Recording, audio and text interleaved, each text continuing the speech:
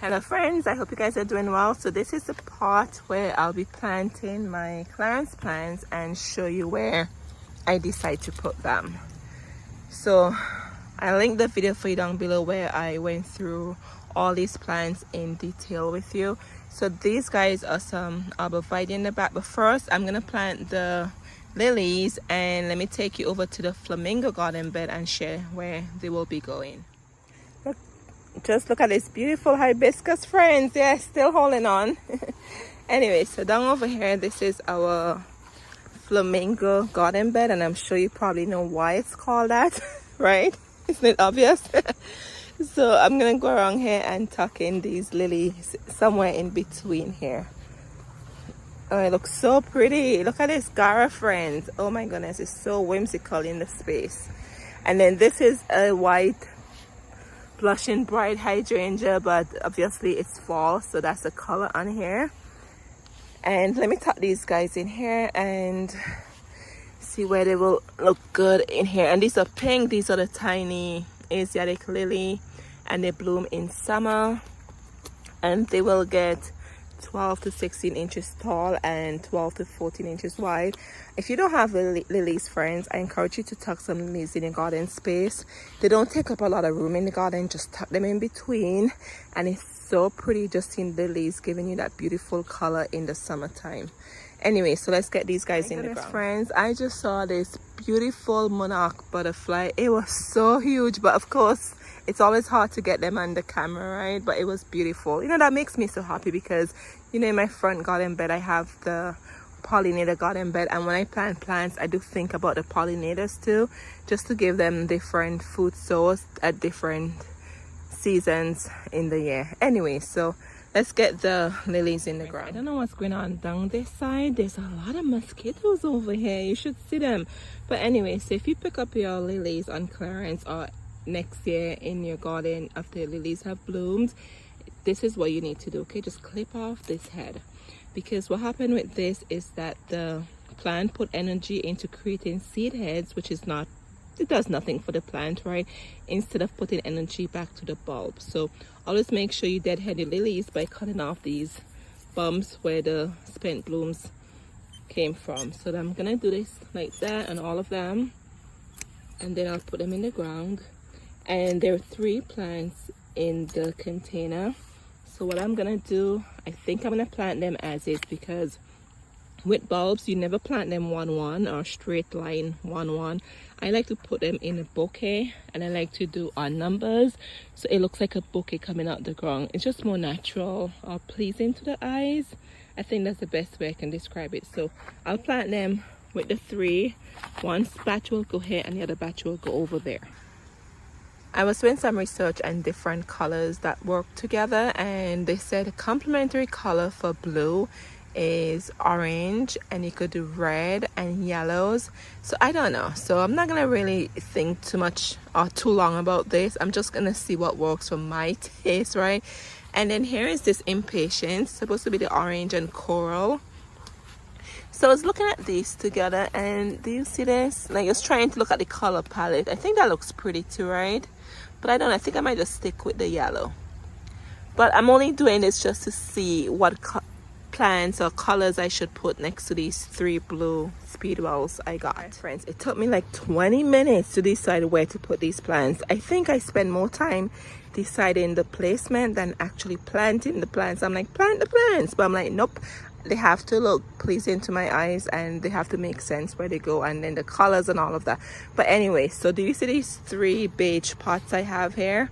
So those I use as an object to pretend they're these plants, because as I said, don't dig your holes and plant your plants unless you like where they are. So anyway, so here I'm gonna put these gold rudbeckia. They love full sun, they bloom summer and fall, and they will get 12 to 16 inches tall and wide, and they're non-hardy from zones 1 to 4, and they prefer full sun. So these were clearance plants also, and as I said to you before in the previous video, I should be getting 3 plants in here. Do you see that? 1, 2, and 3, and these are so pretty. So I have the rudbeckia, the traditional ones with the little black in the center and the foliage is different. I have those already behind me in the pollinator garden bed, so I just had to get these. These are so pretty, friends. So the idea behind these beige containers is where I'll be putting these 3 tutu rudbeckia, and I think I like where they're at, so don't mind this. This is just a petunia that I'll be pulling out, so I have that there. And I hope my ballerina thrift comes back. Maybe that's what it's supposed to look like. It's dying back to the ground. I just planted it this year. And then I have another one here, and I put it right in here next to this boxwood.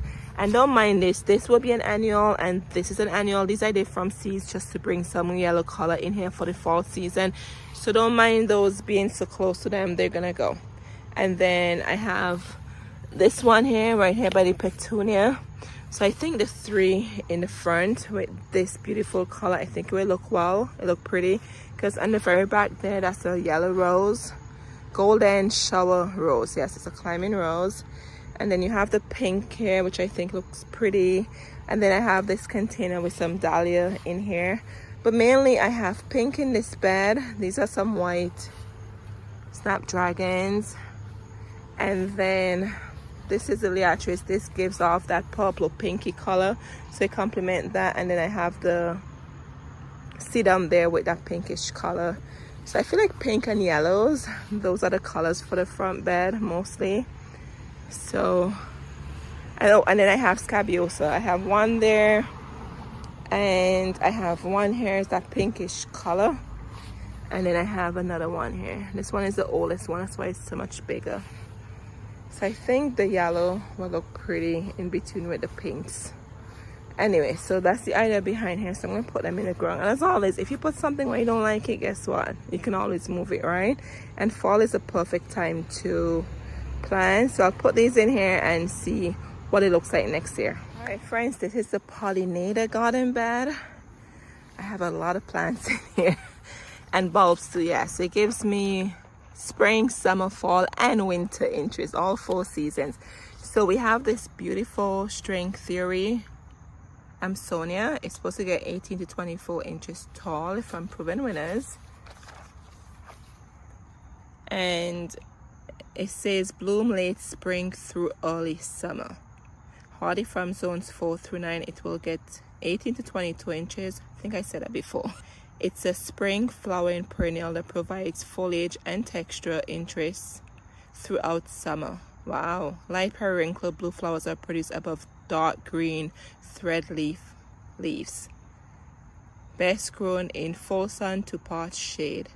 So I did some research, friends, and this is a pollinator attractor, the bees and the butterflies. It said the butterflies love this plant. Yes, so I'm gonna tuck it in here. What I'm gonna do here, you see these black eyed Susans? Yes, so if you have these and they're looking like this, always thin them out, okay? Because they're invasive in a good way. Invasive for me with these is just that they give you more plants. It's not that they take over other stuff and becomes a nuisance or a pain in your garden. So what I do every fall, I come in here and I just thin them out and I just share with friends and all of that. So right here I have a spot and I have to be careful because I have a lot of bulbs in here. So this much I know there's no bulb in this clump, right? So I'm gonna come and just pull this out and then put the amsonia in there. Friends, according to SpongeBob, 5 minutes later. Yeah, so in my case it's like 30 minutes later. So I figured out what to do with these blue veronica speedwell. So these will get 18 to 24 inches tall and 12 to 18 inches wide. They're non-hardy from zones 1 to 2, and these are sunny bodice blue speedwell, and they grow in an upright manner. So it's always hard to put blue in the garden, right? Like what colors complement it and all of that. So I was just here playing around and I did some research, and it says that orange is a good complement color for blue, and also yellow, right? So this bed, so there's a lot of oranges and yellow in this bed. So let me show you what I did here so you can see what it looks like. So I'm gonna come out and yes, extend this just a little here because I have to keep the line adjacent to this side, right? Do you see that? So I'm just gonna come in right here, just a little, cut this around the corner here, just a little, and then put these Mr. Arborvitae boxwoods in there. And as you can see over here, I have 3 already tucked in there. Yes, so that way it's even on both sides. So this is what I did with the speedwells. I have 3 of them. Okay, can you see that? There's 1, 2, and there's 1 in the back there. So as always, don't plant your plants until you put them, leave them in a nursery container for placement so they're pleasing to your eyes, and leave them alone. And if you have to walk away for 10 minutes, come back and see what it looks like. And if it doesn't make sense, don't put them in the ground. So that's the idea behind here. Just extend this just a little to get the curve more curvier, if that's a word. Yeah, curvy is a word. Just to extend this just a little here to get the curve more curvier. And I'm gonna tuck these guys in here. So I think the blue will look nice because, as I said, we have yellows, we have oranges in here, and these grow upright. So I love that about them. And let me show you something. And then over here I just planted the amsonia, so they're supposed to be blue. Yes, friends.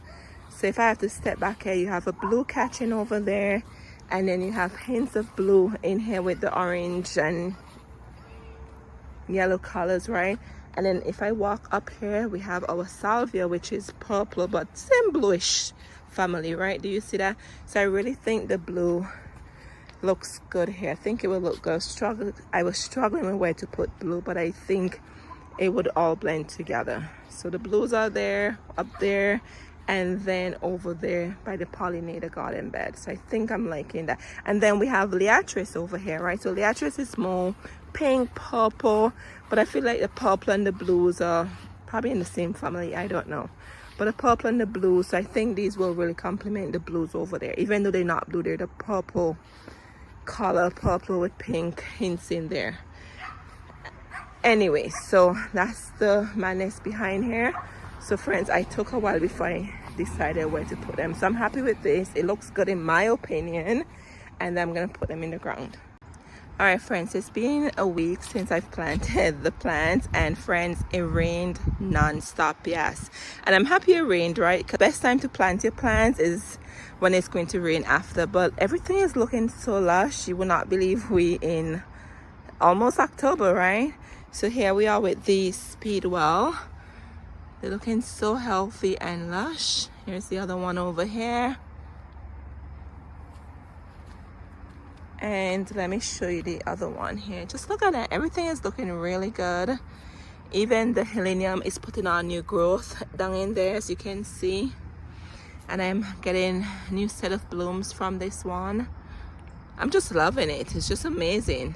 I love when it rains right after you plant your plants. But this is what it's looking like. And then friends, these 3 Mr. Arborvitae balls, what I'm gonna do probably in a couple of days is come in here. It's supposed to rain, it's supposed to stop raining the next few days, then rain again. So the ground is really saturated and really moist. So it's gonna be easy for me just to extend here, as I share with you in another video. I just want to cut out just a little bit of the grass there, and then put these guys here along the line where I have them placed already. So I'm happy the ground is soft and nice, so I can actually do that. But everything is looking really, but as you can see, everything is looking really good. Oh, and let me show you the rudbeckia over here.